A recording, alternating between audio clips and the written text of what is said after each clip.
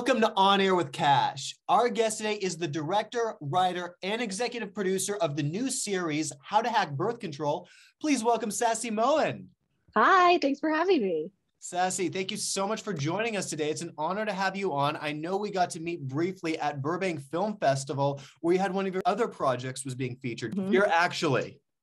Yeah, that was so fun. I mean, Burbank Film Festival is great. I was so happy to be there. And the cool thing about it was Fear actually had been in a lot of other festivals before that, but this was the first one in person that I got to go to because they were all during the pandemic, right? So it was all like online screenings or, whatever. And it was really nice to just see it on the big screen and hear people laugh and also to see all the other work too. That's what I miss about going to festivals in person, is being able to meet people and just see everything else that's out there. But I was just so happy for the experience. Something that actually intrigued me about, you went to film school at Chapman. Yeah, I did. Yes, I know one of your first film was Happy Holidays, and I just really liked your approach to everything. And basically you go to film school and you have your assignments. Okay, you have to make this 10-minute short. It has to have all, you have to have this checklist of everything that you need. And you had the script. You were like, I want to make a feature film, which was Happy Holidays, and you were advised not to. And not only did you were successful at completing it with other students from Chapman as well as USC. You were able to pay off the film, everyone else involved, and you were able to get it distributed and get your money back. Yeah, I mean, that whole story was, it's funny because when I went into it, I didn't think obviously like it would turn into a story, right? I just went into it being like, I want to make a movie. I'm in film school. Can I just do that? And then it turned out to be, I think, maybe one of the smartest things I've ever done and also the most challenging things I've ever done. I mean, because I had no idea what I was doing, but neither did anyone else. And that was what was great about it. We're all just learning and trying to make a movie. And was the most shocking thing about it to me was that the pushback I got from it, from not just the school, but from my peers, from teachers, from so many people who said, you shouldn't do this, you should wait, or you should make a short, or you should do X, Y, and Z first. And my whole thought with that was, why? Why do I have to go through this like step-by-step process to get here? That may work for some people, but that's not guaranteed to work for everyone. And I also really wanted to make sure that I had something to walk away with after film school, because it's like, if I'm paying all this money, or I should say, if my parents are paying all this money to send me here, then like I should have a job after this. And if I walk away with the same things everyone else, how is that going to separate me from the fold? And actually did get me my first job. It was just a PA job, but it got me my first job, which was very cool. And it was just a great experience overall. And we used social media before social media was called social media. And we raised all the money online before Kickstarter. So people were just like emailing to PayPal to like send donations and stuff. And it was just a really great learning experience because like I got to truly appreciate the art of marketing a film, which I feel that a lot of indie people don't understand or know how to go about, because if it wasn't for the completely accidental marketing of Happy Holidays, none of those things you said, the distribution, the money, the screenings, that never would have happened. But for whatever reason, like the right people got involved and we went away with it. We took it as far as it could go, and it was great. It's really cool. Oh, I love it. That is such a fascinating story. I had done some shorts and everything when I was in college, and I'd done a few commercials, but I got my communications degree and then I went right to work right after I graduated. So I guess around 2013, I was working with this manager, and they had a part for me in this feature film called Undateable John. And I was just so starstruck that I was like on set with Shannon Doherty and just. Oh my God, that's so cool. I love Shannon Doherty. Oh, she was so, I know. We had a really funny scene. I'm a total tool in this movie. I have bleached blonde hair and a chain, and I do something to make her very mad at me. And so, but anyway, so she's yelling at me and putting a gun in my face most of the scene, but we had a fun time and she laughed afterwards. Yeah.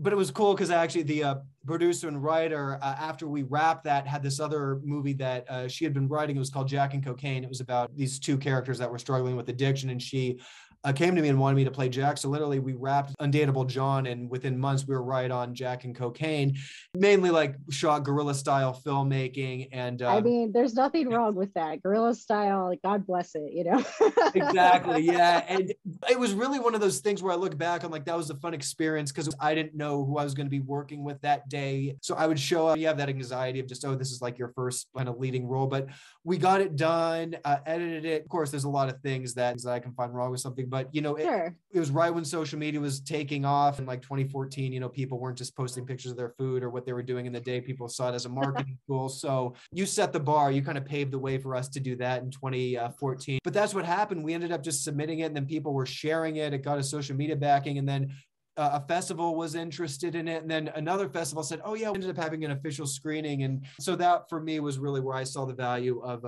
social media and marketing. And you hear all these stories about filmmakers and how, you know, people are going to say, oh, you can't get it done, but you just proved it to everybody. And then you really started something. I mean, like, who says like you can't get it done? Like, that's the thing I never get. Like, it's seriously every single film I've made, even How to Hack Birth Control, someone has said you should wait or you should do this or you, and I'm just like, why? You know what I mean? Like, it's one thing if you have a script that's not ready. That's an entirely different story. It's another thing if you know your script is ready and in your heart of hearts you're like, okay, I'm ready to make this movie. So what if I don't have enough money, or so what if I don't have this or I don't have that? Like, there's obviously parameters that too. Like, Happy Holidays isn't a sci-fi action like thriller, you know what I mean?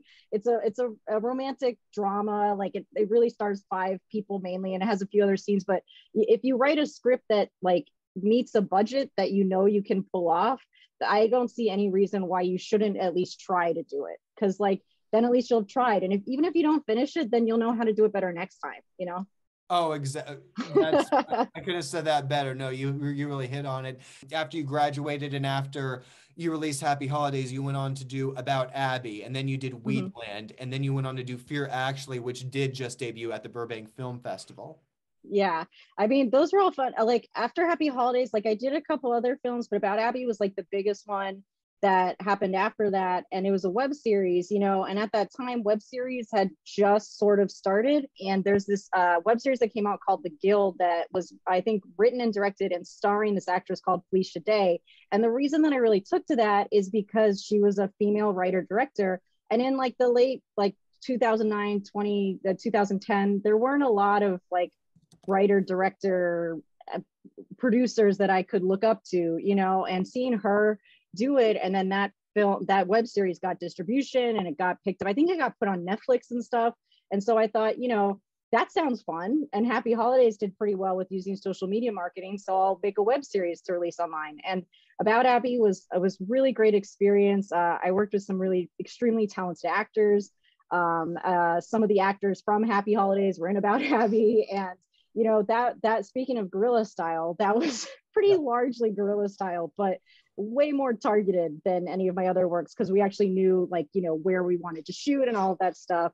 And that About Abby did really well. It got picked up in a couple different countries. You know, you're talking about Europe, like Italy was all about Abby, Mexico was all about Abby, and it got some pretty decent hits online and some really nice attention. So, I mean, that was just such a great experience. And it was nice too, by that time, to have a little bit more foundation of like, I know what I'm doing. I know or at least I sort of know what I'm doing. It's like, I know how to get the things that I want out of the actors and the locations and stuff like that. So that was a really cool next step for me to take. And I know what you mean about just really when things are in rhythm, because there was this period where Undateable John, you know, they were trying to get into some festivals, and then there was, they were kept editing it. So there was this period where, you know, we thought, oh, you know, we can release them with Jack and Cocaine. And it took a while for that to get a distribution deal. But so we released Jack and Cocaine, and then started going to festivals. I started meeting some other filmmakers, and I eventually met my one of my current producing partners who I've collaborated with on numerous things. We did, her name's Kathy Cola.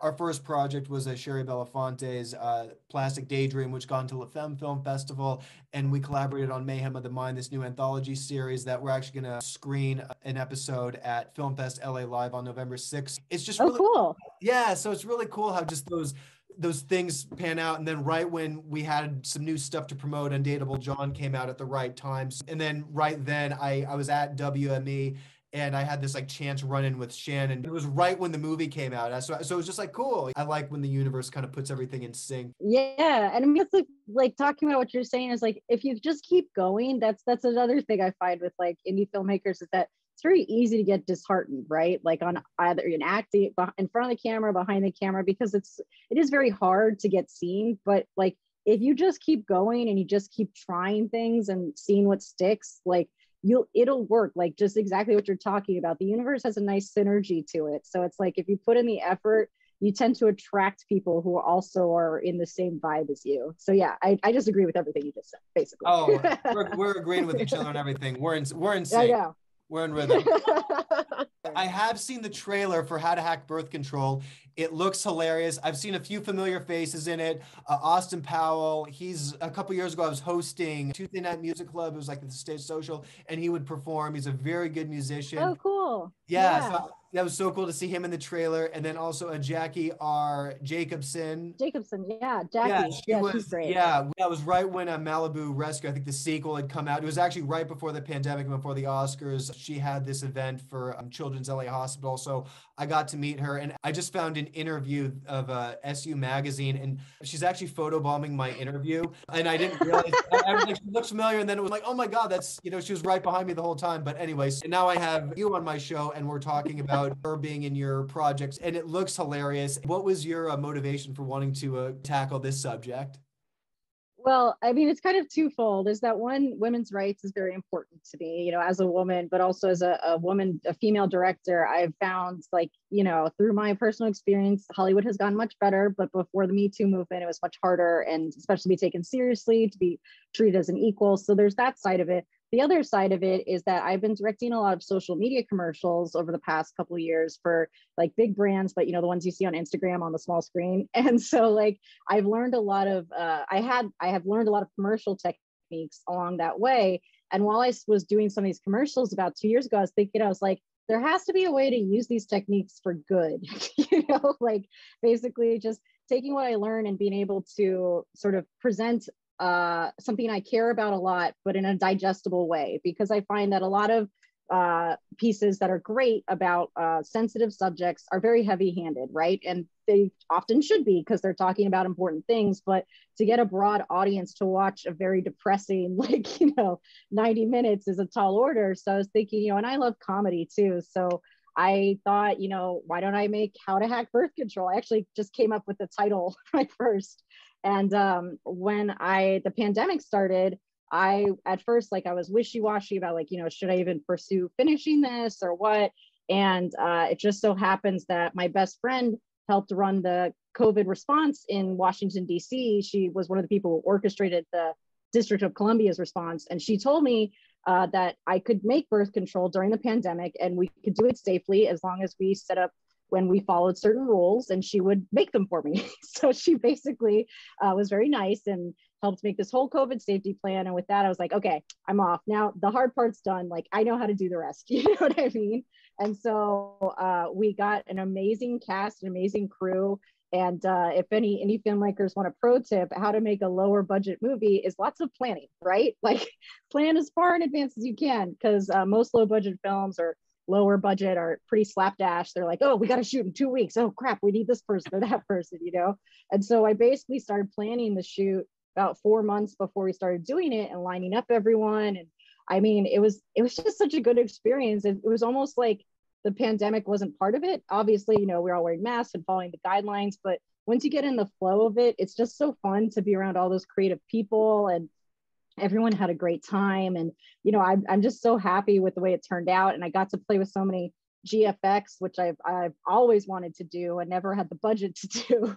And so finally I was like, okay, I have the budget. And I have a friend/colleague that I've been working with for years. And I was like, how would you feel about constructing an entire game show studio from nothing? And he was like, I'm in. So we just did it, and we had all these great graphic design elements. And it was, honestly, it was just such a fun experience. It was challenging, of course. It wasn't easy, but it was really fun because every challenge that came along, I knew that I could figure it out because of how many challenges in the past that have come out of nowhere. It was like every time there was a new one, I was like, oh, I expected that. I know what to do. Like, not that I'm the boss or anything like that, but when you have so many, you walk through so many war zones with very low budget films, you get to one that's a little bit more and you're like, okay, I have the gear. I know where the bombs are going to go off. Like, hopefully I make it out alive, but I'm just going to trust my instincts. So that was basically How to Hack Birth Control, or at least the shooting part of it anyway. We are all pumped to see How to Hack Birth Control when it is finally available. Sassy, you keep continuing on this incredible journey that you're on, and just keep rocking. You have all of our support. Thank you so much. I really appreciate it. Thank you so much for hanging out with me and Sassy Mohen today. You are on air with Kash.